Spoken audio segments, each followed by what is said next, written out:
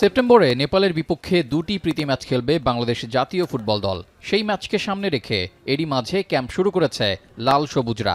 কমবেশি সব দলের ফুটবলার যোগ দিলেও বসুন্ধরা কিংসের কোনো ফুটবলার যোগ দেয়নি জাতীয় দলের ক্যাম্পে, যে কারণে রোববার জরুরি মিটিং ডাকে বাফুফের জাতীয় কমিটি। মিটিংয়ে ন্যাশনাল কমিটির অনেকে উপস্থিত থাকলেও ছিলেন না ইমরুল হাসান। আপাতত দ্বিতীয় দফায় কিংস কর্তৃপক্ষকে ফুটবলার ছাড়ার জন্য অনুরোধ করে চিঠি দেবে বাফুফে।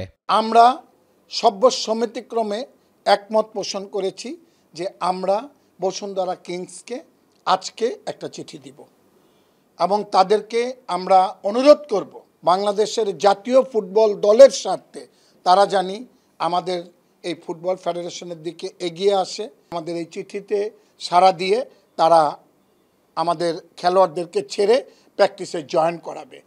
এর আগে ফুটবলার চেয়ে বসুন্ধরা কিংস কর্তৃপক্ষকে চিঠি দেয় বাফুফে, তবে ইনজুরির শঙ্কা থাকায় এই মুহূর্তে ফুটবলার পাঠায়নি তারা।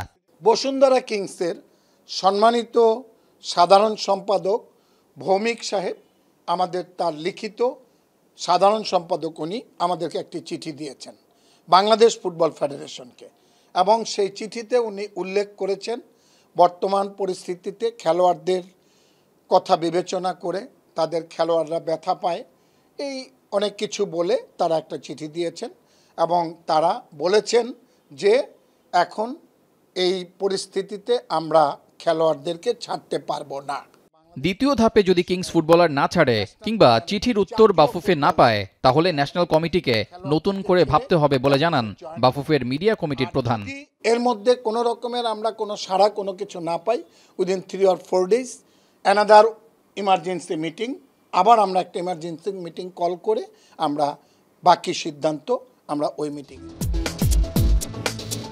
সম্প্রতি এএফসি চ্যালেঞ্জ লিগের ম্যাচের প্রিলিমিনারি রাউন্ডে মিশরের ক্লাব আল কারামাকে 1-0 গোলে হারিয়ে মূল পর্ব নিশ্চিত করে বসুন্ধরা কিংস। সেই ম্যাচে অভিষেক হয় সান্ডারল্যান্ড থেকে আসা কিউবা মিচেলের। রিজাউল করিম, এখন, ঢাকা।